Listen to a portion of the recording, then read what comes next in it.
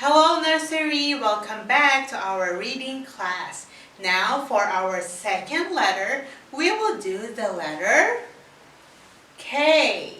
Again, what letter is this? The letter K. Now what is the sound of the letter K? K sounds like this. K, K, K. One more time.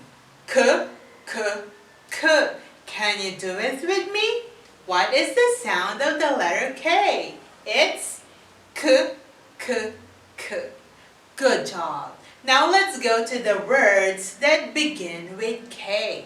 Now there are only 4 words that we are going to learn. Let's start. Let's start with K. Now what is the word that begins with K? Keg, keg, keg. Now read it again. Keg.